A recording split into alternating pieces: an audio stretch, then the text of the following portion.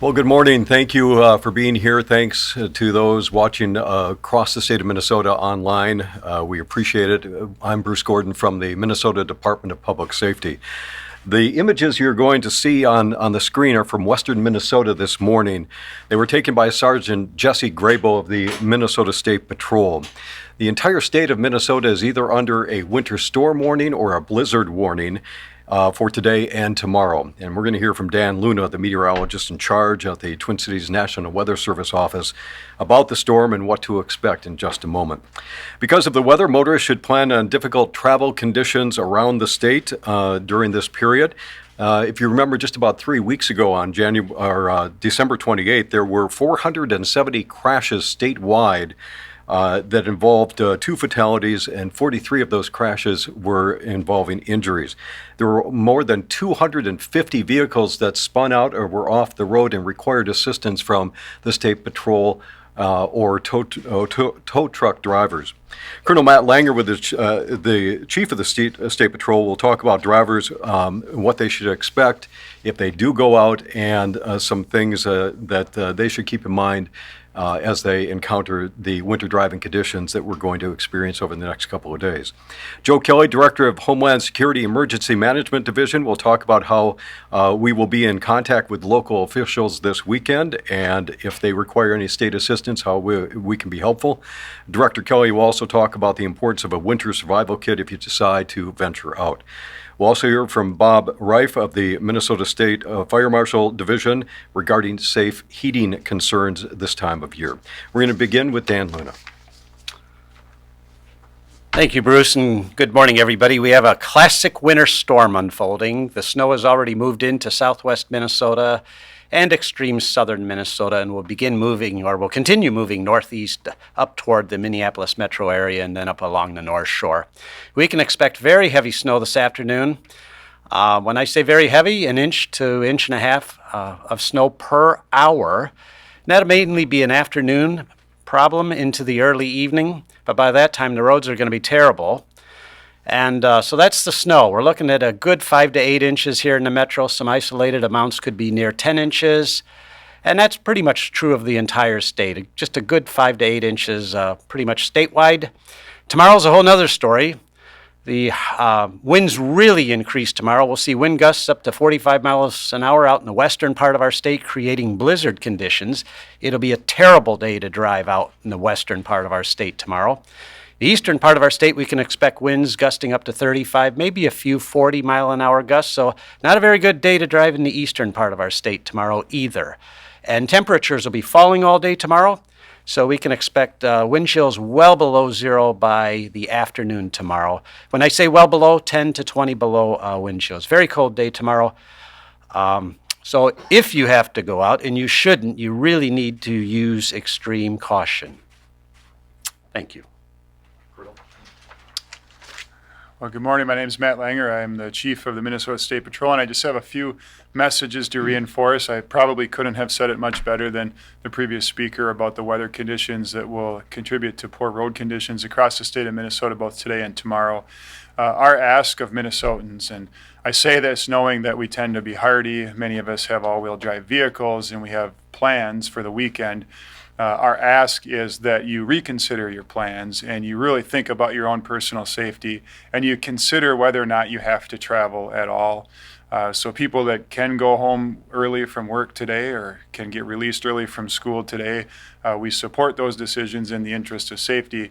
And then consider what you were thinking about doing tonight or what you were thinking about doing tomorrow, and reconsider and take your own personal safety into account and bring that to the forefront, and stay home if you can. And if you do have to go out, recognize that road conditions will likely be terrible across most parts of the state, both today with the heavy snow, tonight with the wind, and tomorrow with the cold that contributes to icy conditions that are difficult to fix on the roadways. So if you do have to venture out, follow the advice that we always talk about. Drive at a reasonable speed, which is going to be less than the posted speed limit, given the weather conditions. Always wear your seatbelt. Pay attention and give yourself some extra room, both with the cars around you and the other snowplows that are on the road. Our state troopers and other law enforcement are going to be out, and they are out across the state of Minnesota, and they literally risk their life trying to help people that end up needing help in these conditions. So again, our ask is that people just consider whether they need to travel, and this would be a good night and a good weekend to figure out how to do some stuff around the house or where you live versus going out and doing the things that you might normally do that involve travel. With that, I would invite Director of Homeland Security and Emergency Management, Joe Kelly, to the podium. Thanks, Colonel Langer. Good morning, everyone. I am Joe Kelly. I'm the Director of Homeland Security and Emergency Management with the Department of Public Safety. As you heard Mr. Luna and Colonel Langer talk about the weather here this weekend, this is a dynamic situation.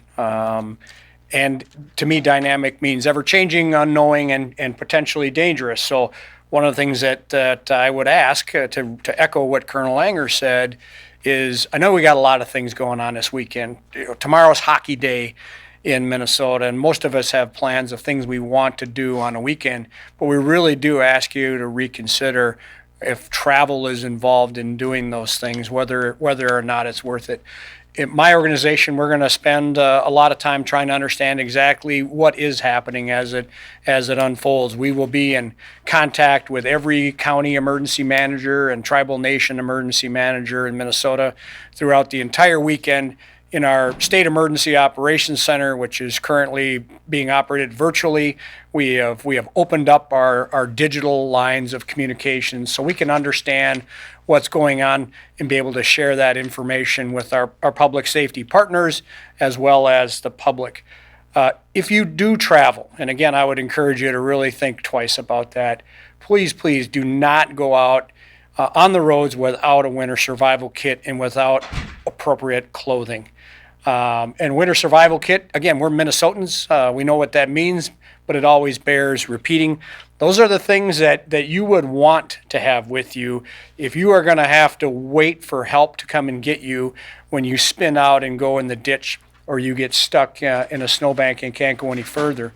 While you're waiting for those troopers, those plow truck drivers, think about the things you'd need. So, warm clothing, some food like a granola bar, protein bar, energy bar, a bottle of water or a tin cup or something that you can melt snow to create water, flashlight, those kinds of things that just think about if I'm going to be here for the next 5 hours, what in my car, what is it going to take for me to be safe and comfortable? If you do become stranded, call 911 and please stay in your car. It's a lot easier for Colonel Langer's guys, the county deputies, MnDOT plow truck operators to find you if you stay in your car. So stay in your car. It's always a good idea to have a banner or a flag or something that you can put on your car to make it easier to catch the eye of folks who might be coming out and looking for you. If you're going to travel, please don't travel at night because all that gets harder. It gets harder for you to operate a vehicle. It gets harder for our first responders and other public safety folks to find you and get you back to safety. In my business, information is at a premium. So before you go out on the road, even to go home from work tonight, take a look at the road conditions, find out what the weather forecast, where you're going. Look at MnDOT's 511 site, see what you're driving into, and then make that decision about whether you think it's safe for you to go. So understand that if you get stranded, you might be there for several hours, and to be patient because help will come to you if you stay in your vehicle. And like I said, we'll be in touch with the counties and the cities and the tribes all weekend. In case some local unit of government needs assistance with taking care of people if the impacts of the storm go beyond what we've been talking about, which is the transportation system. And I will turn the mic over to our colleague from the State Fire Marshal Division, Bob. Thank you, Director. Good morning. I'm Bob Reif with the State Fire Marshal Division. I gather at this point everybody's understood that this might be a great Netflix and chill weekend.